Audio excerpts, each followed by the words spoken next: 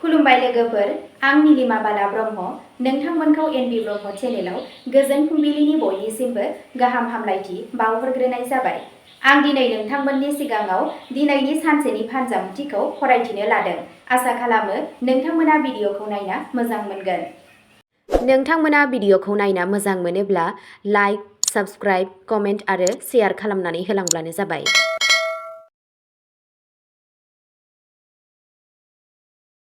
दिनै 13 आगस्ट 2026 मायथाइ एबा 27 सावन दान 1433 मायथाइ बृहस्पतिबार। गिबियावनो दङ मेष राशि। बृहस्पति ग्रहनि अननायजों दिनै नोंथांनि मावखान्थियारि सानस्रि आरो दैदेननाय गोहोखौ बांहोगोन।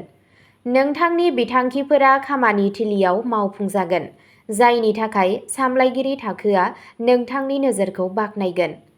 फालांगियाव थालांनाय रांखौ मोन्नायजों रांखान्थियारि बिथिंखौ गोख्रों खालामनाय जागोन। नखरारि जिउआव गोजोनथाव जागोन। नोंथाङा सावस्रिनि बेलायाव गोहो आरो गोजोन मोनदांगोन। नोंथांनि दिनैनि खाफालगोनां दिगा जादों सानजा, खाफालगोनां अनजिमाया जादों 9 आरो खाफालगोनां गाबआ जादों रोजा गोजा गाब। वृषभ राशि।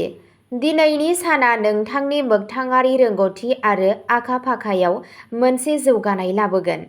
बेंकिं, कर्परेट आरो बोसोनगिरि खोन्दोजों सोमोन्दो थानाय सुबुंफोरा प्रम'शन एबा गोदान प्रजेक्टनि थाखाय मोनसे गिदिर खाबु मोननो हागोन। गोजाम फालांगियारि रादायनिफ्राय आयनि गोदान फुंखा सोमजिगोन। जुलियारि जिउआव गोख्रों आरो गोरोबलायनाय थागोन। सावस्रिनि बेलायाव साना मोजां। नोंथांनि दिनैनि खाफालगोनां दिगा जादों खोला-सोनाब, खाफालगोनां अनजिमाया जादों 6 आरो खाफालगोनां गाबआ जादों जोंथि गुफुर गाब। मिथुन राशि। फोनांजाब आरो नेटवार्किंनि गोहोजों दिनै नोंथाङा गोबां गोनां डिलफोरखौ थि खालामनो हागोन।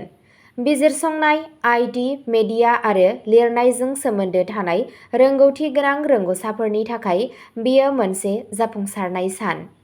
सानथांखि बादियै रां थिसननाया इयुनाव गोजानसिन मुलाम्फा होगोन। लोगोफोरनि हेफाजाबजों गोदान सानस्रिफोरा गोख्रैथि मोनगोन। गोसोआरि गोहोआ थागोन। नोंथांनि दिनैनि खाफालगोनां दिगा जादों साहा, खाफालगोनां अनजिमाया जादों 1 आरो खाफालगोनां गाबआ जादों बाथ' गोथां गाब। कर्कट राशि। गोसोआरि नाजानाय आरो मोजां नोजोरआ दिनै नोंथांनि देरसिन गोहो जागोन। हा सम्पथि एबा सम्पथिनि बायनाय आरो फान्नायजों सोमोन्दो थानाय आयदाफोराव मोजां दावगानाय जागोन। नखरनि देरसिन सोद्रोमाफोरनि दैदेननाया नोंथांखौ थार लामा दिन्थिगोन। बेलासि समाव धोरोमारि एबा समाजारि हाबाफोराव बाहागो लायोब्ला गोसोआ खुसि जागोन।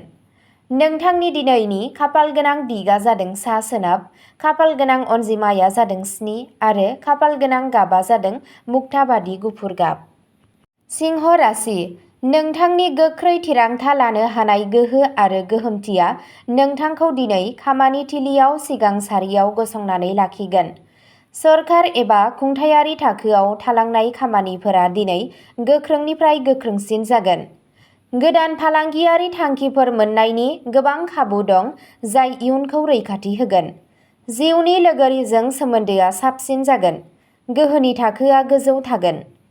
नोंथांनि दिनैनि खाफालगोनां दिगा जादों खोला, खाफालगोनां अनजिमाया जादों 3 आरो खाफालगोनां गाबआ जादों सना गोमो गाब। कन्या राशि। दिनै नोंथांनि बिजिरथाव रोखोम आरो सोलोआ फालांगियारि जेथोफोरखौ गोख्रैनो सुस्रांगोन। राङारि सामलायनाय आरो बाजेटनि सायाव गोसो होयोब्ला बुथुमनाय धोनआ मोजां जौगागोन।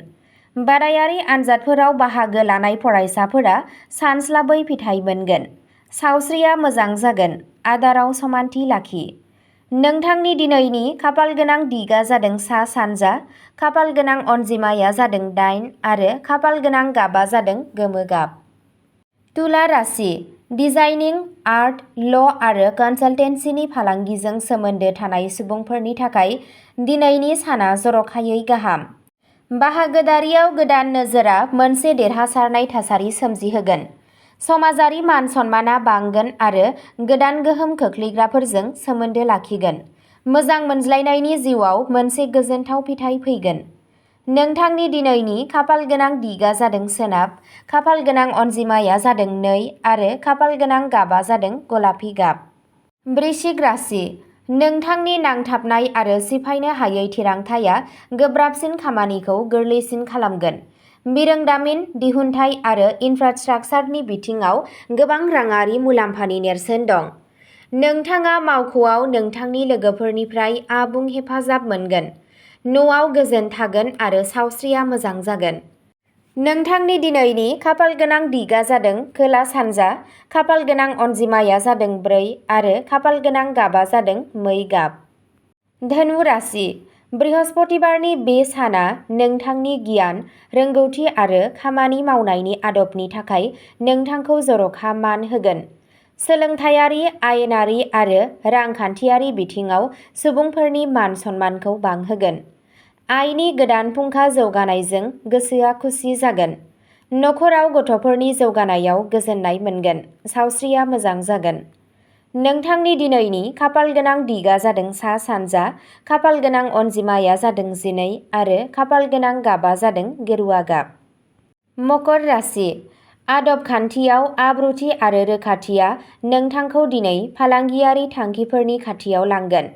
मावख'गिरिफोरनिफ्राय थुलुंगा मोनगोन, जाय मावख'आव नोंथांनि फोथायथिखौ बांहोगोन। हा-सम्पथि एबा गोलाव समनि सम्पथियाव रां थिसननायनि थाखाय बे समा साबजाथाव। जुलियारि जिउआव फोथायनाय आरो खाथि सोमोन्दोआ बांगोन। नोंथांनि दिनैनि खाफाल गोनां दिगा जादों खोला, खाफाल गोनां अनजिमाया जादों 10 आरो खाफाल गोनां गाबा जादों निला गाब। कुम्भ राशि, नोंथांनि साननो हानाय गोहो आरो गोदानथाया नोंथांखौ दिनै फालांगियारि फोथाराव गसंहोनो हागोन। इ-कमार्स, डिजिटेल मिडिया आरो स्टार्ट-आपजों सोमोन्दो थानाय सुबुंफोरा मुलाम्फा मोनगोन। नोंथाङा मोनसे गोदान फालांगियारि नेटवर्कआव हाबनो खाबु मोनगोन। सावस्रिया मोजां जागोन। नोंथांनि दिनैनि खाफाल गोनां दिगा जादों सोनाब, खाफाल गोनां अनजिमाया जादों 11 आरो खाफाल गोनां गाबा जादों फान्थाव गाब। मीन राशि, मोजां गोहो आरो इसोरारि गोसो होनाया दिनै नोंथांखौ गोसोआरि गोजोनजों लोगोसे रांखान्थियारि जौगानाय होगोन। बाहागोदारियाव सोलिबाय थानाय फालांगिया दावराव-दावसिखौ फोजोबगोन आरो मुलाम्फानि गोख्रैथिया बांगोन। नोंथाङा नोंथांनि नखरजों गोजोननि बुब्लिफोरखौ रंजागोन। सावस्रिनि बेलायाव साना थुलुंगाखां गोनां जागोन। नोंथांनि दिनैनि खाफाल गोनां दिगा जादों साहा, खाफाल गोनां अनजिमाया जादों 5 आरो खाफाल गोनां गाबा जादों गलापि गाब। अब्ला दिनैनि सानसेनि फानजामुथि एबा राशि फरायथिनाया एसेनोसै। गोजोन्थों।